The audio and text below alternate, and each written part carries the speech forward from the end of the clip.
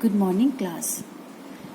आज admission of a new partner chapter के अंदर मैंने आपको बताया था कि at the time of admission of a new partner adjustments required on admission of a partner, कौन कौन सी एडजस्टमेंट्स करनी पड़ती हैं।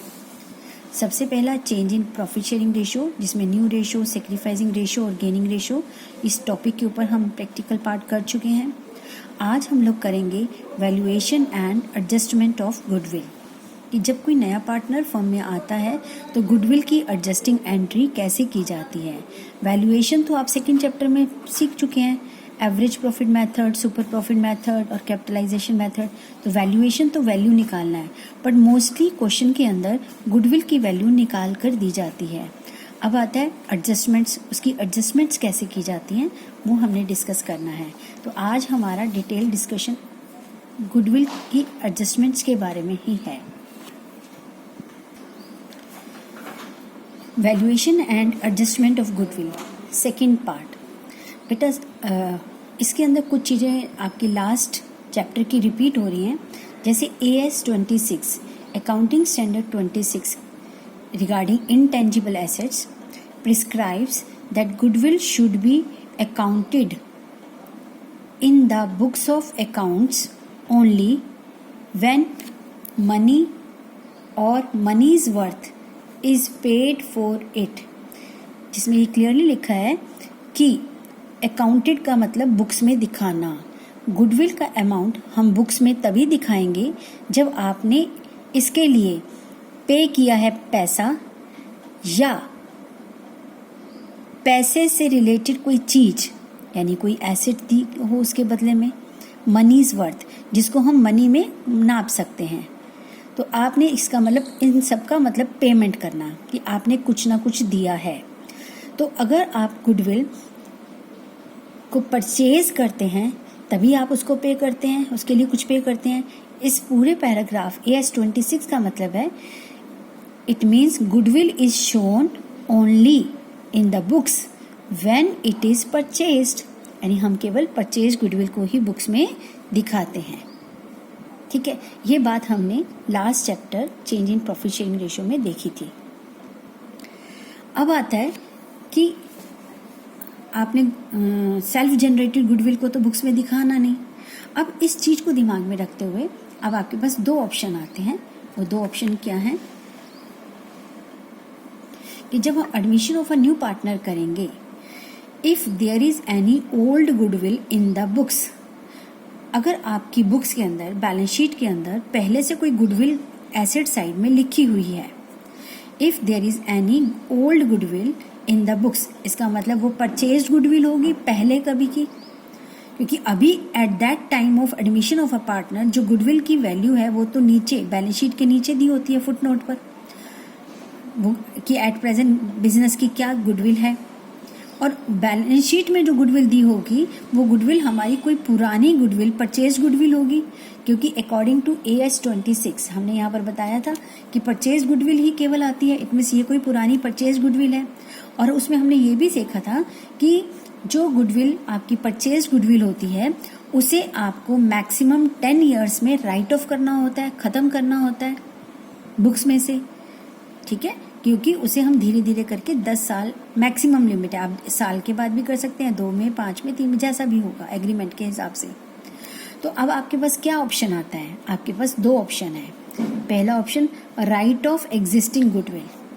पार्टनर्स ने आपस में डिसाइड किया कि गुडविल जो पहले से बैलेंस शीट में दिखाई गई है वो परचेज गुडविल है पहले कभी की, उसे हमें खत्म करना है। अब गुडविल हमारी एसेट है, उसे खत्म यानी राइट ऑफ करना है। राइट ऑफ करने पर हमें उसका नुकसान होगा, एसेट डिक्रीज हो जाएगी, तो गुडविल क्रेडिट होगी टू गुडविल। लेकिन इसको राइट ऑफ करने में इससे होने वाले नुकसान को किसने बियर करना है, किस में डिस्ट्रीब्यूट करें इसको? तो ओल्ड पार्टनर्स, क्योंकि eight the time of admission से पहले की जितना भी डिस्ट्रीब्यूशन है, जो भी है, वो सब ओल्ड पार्टनर्स में जाना है। तो old partners capital account debit to goodwill account being existing goodwill write off in old ratio, पुरानी गुडविल को राइट ऑफ करना है ओल्ड रेशो में। तो गुडविल क्रेडिट करके ख़त्म हो जाएगी। एसेट में लिखी है तो डेबिट है, यहाँ क्रेडिट करके ख़त्म, राइट ऑफ हो गई। किस में राइट ऑफ हुई, कहाँ डाला उसको हमने उसे बांट दिया किस में, ओल्ड पार्टनर्स में। ओल्ड पार्टनर्स इस लॉस को बियर करेंगे। ठीक है। अब क्या होता है कि बुक्स में गुडविल है, नया पार्टनर आया, अब आपस में ये तीनों डिसाइड करते हैं कि अभी राइट ऑफ नहीं करते, क्योंकि ये आपस में कुछ भी डिसाइड कर सकते हैं। नए पार्टनर के आने के बाद पार्टनर्स ने डिसाइड किया कि अभी इस गुडविल को राइट ऑफ नहीं करते हैं। They want to retain the existing goodwill in the books. Existing goodwill यानी जो बैलेंस शीट में पहले से चली आ रही है, उसे बुक्स में रखे रहना चाहते हैं, अभी राइट ऑफ नहीं करना चाहते। तो ऐसे में क्या होगा, existing goodwill is not right of, तो जो बुक्स में गुडविल लिखी हुई है उसे हम खत्म नहीं करेंगे, एज इट इज लिखा रहने देंगे। लेकिन नया पार्टनर तो उस नुकसान को नहीं सहन करेगा, ठीक है ना। तो क्या करना होगा, तो उस सिचुएशन में हमें यह देखना होगा कि existing goodwill is not right of and new partners will bring his share of increase value of goodwill. अब ऐसे में हमें यह देखना है कि एट प्रेजेंट गुडविल कितनी है और पहले कितनी थी। इस चीज को समझाने के लिए हमें एक न्यूमेरिकल पार्ट देखना पड़ेगा, तब ये चीज आपको समझ में आएगी। तो इसके लिए तो आपको क्लियर सिंपल एक जनरल एंट्री करना है, क्योंकि राइट ऑफ पूरा कर देना है। बट इसके लिए कि हम गुडविल के अमाउंट को एज इट इज दिखाना चाहते हैं, तो इसको हम एक न्यूमेरिकल से सीखेंगे। Raman and Chaman are partners sharing profits equally, equal partner है। They admit Boman for 1/3 share in profit with effect from 1st April 2019. Goodwill was valued 5 lakh on the admission of a Bowman. Bowman के आने पर firm की goodwill की value 5 lakh रुपए लगी। Goodwill appeared in the balance sheet as at 31st March 2019. अब यह तो 1 अप्रैल को आया है, 31 मार्च को बैलेंस शीट में ऑलरेडी गुडविल अपीयर्ड थी 2 लाख रुपीज, यानी ये पुरानी गुडविल थी जो ऑलरेडी बैलेंस शीट में गिवन है। It was agreed among the partners to carry forward the existing goodwill as its book value. अब पार्टनर्स ने ये डिसाइड करा कि इसको राइट ऑफ नहीं करते हैं, इसको हम एज इट इज नई बैलेंस शीट में यानी after the admission of a new partner carry करते हैं। ठीक है। Boman brought his share of goodwill by cheque. अब यहाँ पर बोमन जो है, अब इसको तो एज इट इज दिखाना ही दिखाना है। अब जब ये एज इट इज बुक्स में आएगी तो ऐसा होने से इसका बेनिफिट बोमन को भी मिलेगा गुडविल का, कि फर्म की गुडविल का जो अमाउंट है, बेनिफिट तो नहीं कहेंगे हम, जब ये राइट ऑफ होगी तो उसमें भी राइट ऑफ होगी, ये वाला पॉइंट। तो अब Boman brought his share of goodwill by cheque. अब यहाँ बोमन को गुडविल का कौन सा अमाउंट लाना है, बोमन को तो गुडविल का वो अमाउंट लाना है जो पार्टनर्स कौन से, रमन एंड चमन सेक्रीफाइस कर रहे हैं। तो जो सेक्रीफाइस करेगा उसको कंपनसेट करने के लिए बोमन कुछ अमाउंट ऑफ गुडविल देगा, ये बात हम पहले सीख चुके हैं। तो इस क्वेश्चन को कैसे करना है वो अब हम देखते हैं।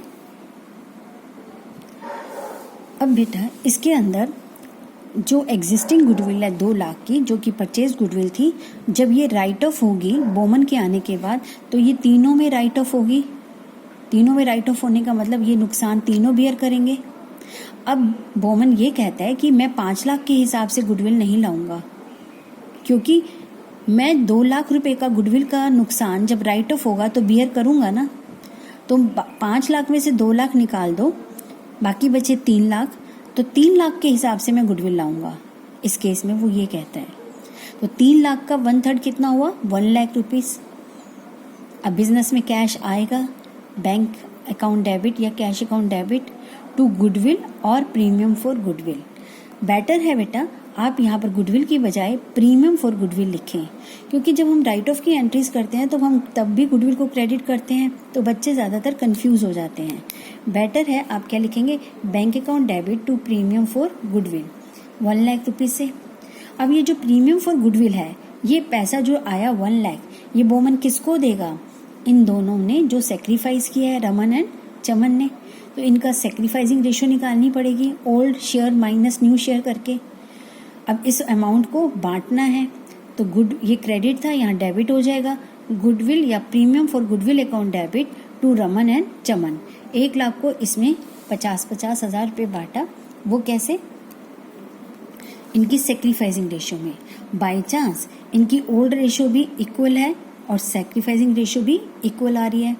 एक प्रैक्टिस अगर आप बच्चों ने की होगी तो एक रूल है कि जब कभी कोई पार्टनर एडमिट होता है, उसमें उसकी कितने से एडमिट हुआ ये दिया है और उसकी ओल्ड रेशो दी है।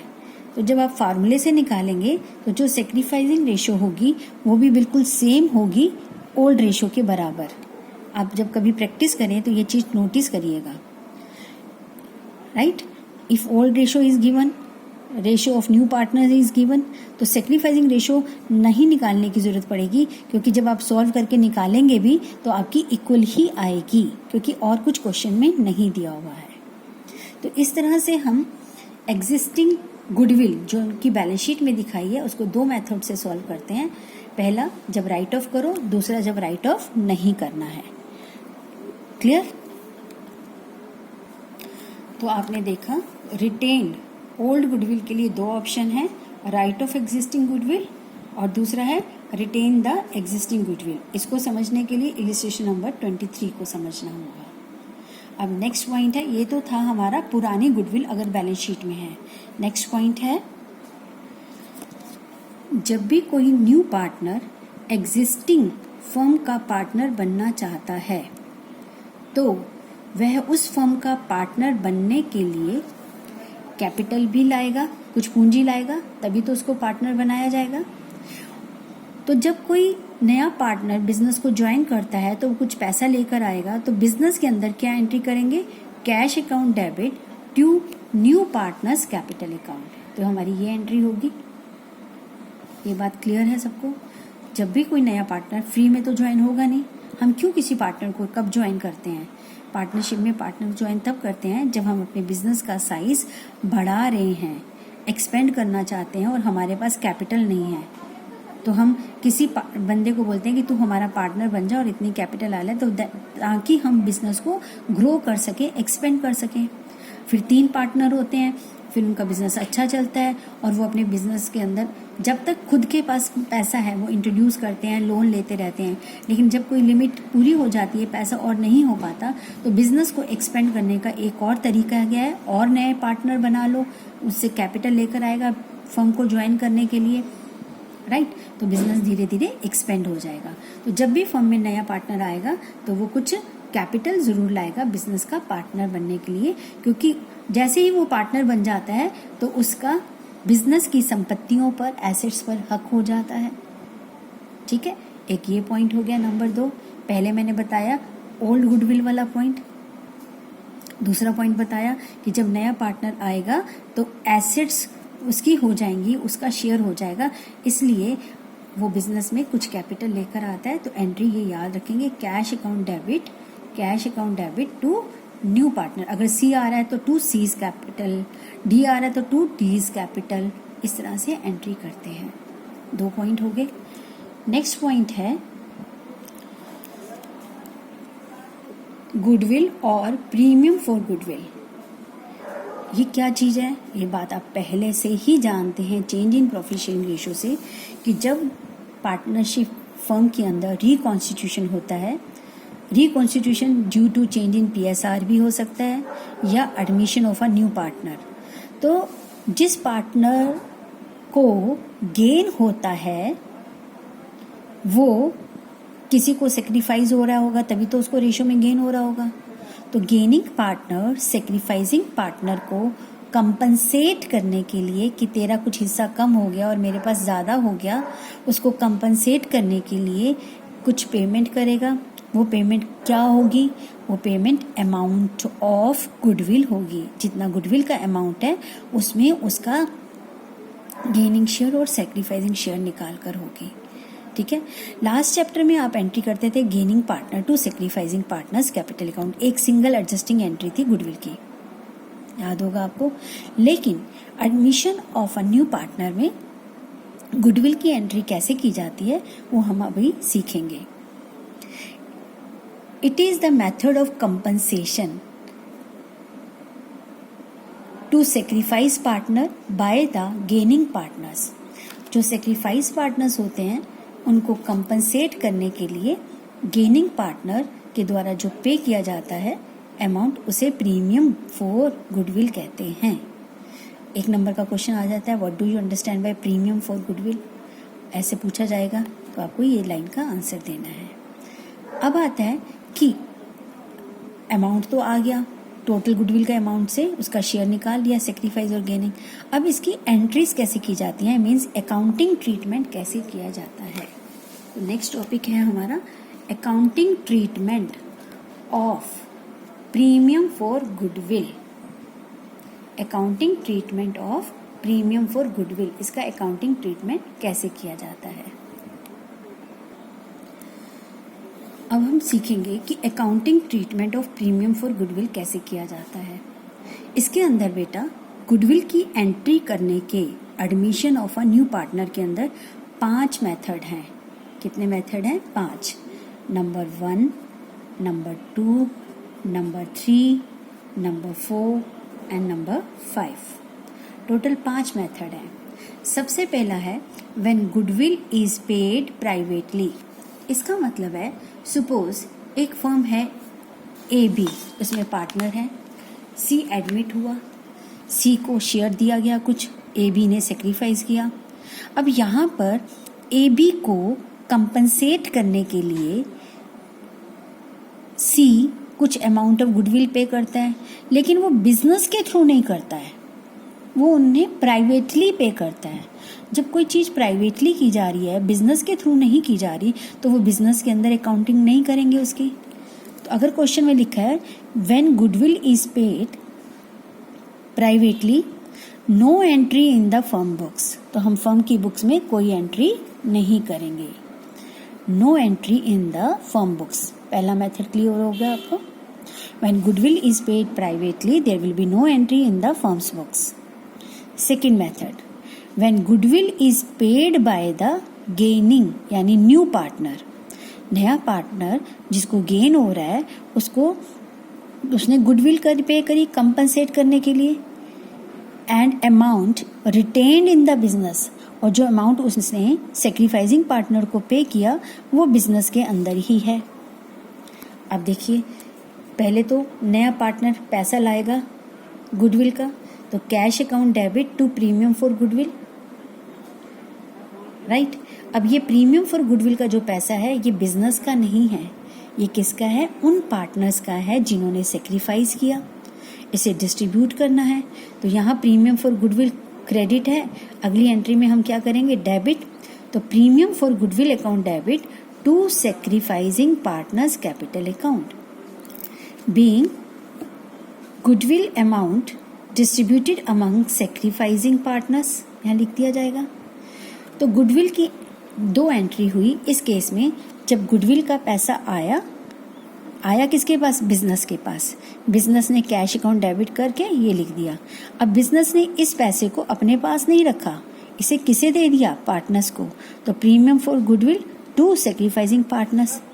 अब उनके नाम डाला है हमने, यहाँ टू कैश तो नहीं लिखा ना कि वो पैसा ले गए, अभी तो हम उनको देंगे, हमने उनके नाम ट्रांसफर कर दिया, ठीक है। इसका मतलब पैसा अभी बिजनेस के अंदर ही पड़ा हुआ है, सिर्फ उनके नाम ट्रांसफर करा है। हेडिंग पढ़ो, when goodwill is paid by the gaining partner and amount retained in the business, पैसा अभी बिजनेस में ही है, हमने सिर्फ उसको उनके नाम डाल दिया है, ठीक है।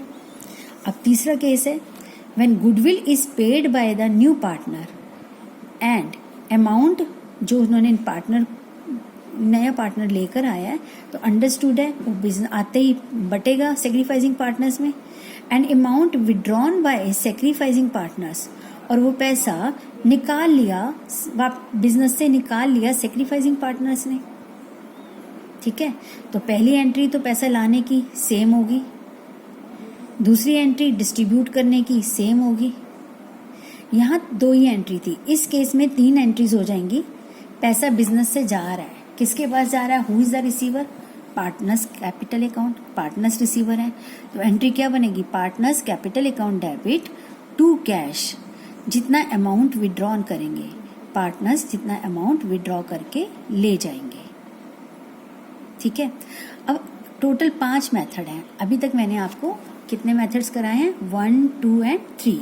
1 में तो कुछ नहीं करना, प्राइवेटली लिखा है तो उसकी एंट्री ही नहीं करनी। अगर amount brought by new partner retain in the business, 2 entries, brought by new partner and withdrawn by the sacrificing partners, तो 2 तो उसके जैसी सेम है और तीसरी एक एक्स्ट्रा है पैसा निकाल कर ले जाने के लिए। अब हम इन्हीं पहले में तो कोई नहीं, अब मैं आपको एक एग्जांपल लूंगी जिससे दूसरा और तीसरा दोनों पॉइंट्स क्लियर हो जाएंगे। ठीक है, treatment of premium for goodwill को समझाने के लिए इन दोनों मेथड से एक एग्जांपल लेते हैं। एग्जांपल है, ए बी पार्टनर है, 3:2 की रेशो है, सी 1/6 शेयर के लिए एंटर हो रहा है, एडमिट हो रहा है। क्वेश्चन में न्यू रेशो गिवन है 3:2:1। ठीक है, अब आपको बताया है कि जब भी कभी रिकॉन्स्टिट्यूशन होता है तो सबसे पहला स्टेप हमारा होता है रेशो निकालना, न्यू रेशो, सेक्रीफाइसिंग और गेनिंग रेशो। क्वेश्चन में न्यू रेशो गिवन है तो हम क्या निकालेंगे, sacrificing ratio, old share minus new share. Old share 3/5, 2/5 B का, ये ए है ये बी है, माइनस न्यू शेयर 3/6 और 2/6, इसको सॉल्व करेंगे 3/30, 2/30, डिनोमिनेटर सेम है तो रेशो क्या बनेगी, सेक्रीफाइसिंग रेशो क्या आएगी आपकी 3:2। सेक्रीफाइसिंग रेशो आ गई है हमारी 3:2। पहला स्टेप कंप्लीट हो गया। दूसरा स्टेप होता है गुडविल की एंट्री करना। आप वो 6 पॉइंट मैंने आपको जो बताए हैं उसके हिसाब से चल रहे हैं। गुडविल की एंट्री करने के लिए हमारे पास गुडविल का अमाउंट होना चाहिए। क्वेश्चन में लिखा है गुडविल वैल्यू, यानी eight the time of admission goodwill की वैल्यू है 18 लाख। अब है कि इसकी एंट्री कैसे की जाए, तो इसमें आपको पता है कि अगर गुडविल 18 लाख की है तो उसमें सी का शेयर जितना है वो उतना ही तो शेयर गुडविल का लाएगा और पार्टनर्स को बांटेगा अपने हिसाब से, अपने शेयर के हिसाब से अमाउंट लाकर किनको देगा, जिन लोगों ने उसे अपना शेयर सेक्रीफाइस किया है। जैसे इस क्वेश्चन में सेक्रीफाइसिंग रेशो आई 3:2, यानी ए और बी ने 1/6 को 3:2 में सेक्रीफाइस किया है। तो नेक्स्ट स्टेप आता है हमारा कि वो गुडविल का पैसा लाएगा। तो गुडविल का कितना पैसा लाएगा, यहाँ क्वेश्चन में मैंने निकाल रखा है। फर्म की गुडविल है 18 लाख, तो सी लाएगा 18 लाख का 1/6 यानी 3 लाख रुपए, जिसमें से 3 लाख रुपए को ए और बी को बांटना है। किस रेशो में, सेक्रीफाइसिंग रेशो में। सेक्रीफाइसिंग रेशो क्या है 3:2। ठीक है, तो आप 3 लाख को डिस्ट्रीब्यूट करें